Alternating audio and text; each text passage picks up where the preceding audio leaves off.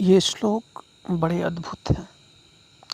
अद्भुत इस मायने में कि थोड़े से श्लोकों में ज्ञान योग और कर्म योग को स्पष्ट किया गया है तथा आगे वेदों की जो लिमिटेशन है, वेदों की जो पहुंच है, वेदों की जो सीमितता है, उसका भी वर्णन किया गया है। तो शुरुआत में हम देखते हैं कि सुख दुखे समे कृत्वा लाभा लाभो जया जयो,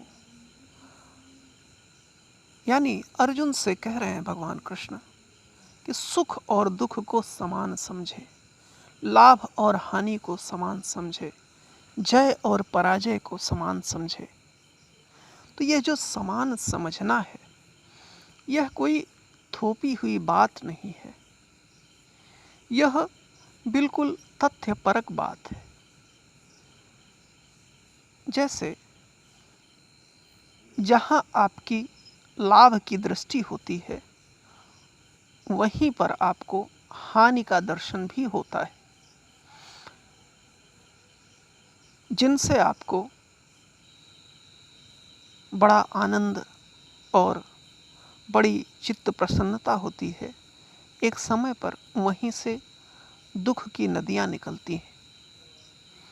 तो ये जो वैपरीत्य है, जिनको हम परस्पर विपरीत समझते हैं, वे विपरीत नहीं हैं, बल्कि वे एक ही डाल से निकली हुई शाखाएं हैं। तो सुख और दुख ये वास्तव में विपरीत चीज़ें नहीं हैं, लगती ज़रूर हैं विपरीत, किंतु यदि आपने सुख को पकड़ा तो दुख झेलना होगा। सामान्यतः हम इनको विपरीत समझते हैं। तो श्री कृष्ण कोई अलग बात या कोई मानने वाली बात नहीं कह रहे हैं, बल्कि वे एक तथ्यपरक बात कह रहे हैं कि हानि में ही लाभ छुपा हुआ है और लाभ में ही हानि छुपी हुई है। जय में पराजय का दंश भी छुपा हुआ है। तो कोई सजगता पूर्वक यदि जय में ही अपने चित्त को देख सके, तो वह पराजय की पीड़ा से बाहर हो जाएगा। इसी बात को भगवान कृष्ण यहाँ पर कह रहे हैं। फिर वे आगे कहते हैं कि ज्ञान योग क्या है? ज्ञान योग का अर्थ है द्वंद्वातीत चित्त की अवस्था। और कर्मयोग क्या है? कर्मयोग का अर्थ है ऐसे कर्म करना जिसमें फलाकांक्षा ना हो। वे कहते हैं कि ये जो कर्म योग है, इसका थोड़ा सा साधन भी व्यक्ति को महान दुख से पार निकाल लेता है, क्योंकि इसमें जो दोष है वो दोष सिर्फ कर्म फल का है। यदि फल रहितता के साथ,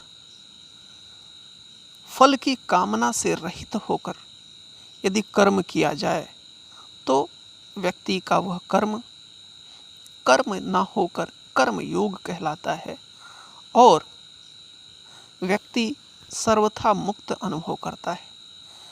फिर आगे के श्लोक में वे वेदों की सीमा बताते हैं।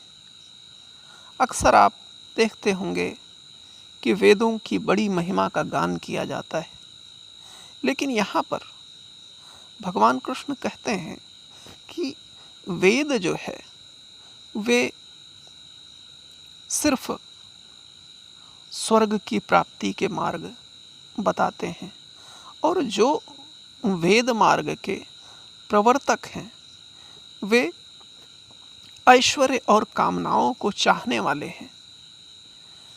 अब यहाँ जरा गौर से देखें तो स्वर्ग कुछ अलग चीज़ नहीं है, स्वर्ग वस्तुतः हमारी कामनाओं का ही विस्तार है।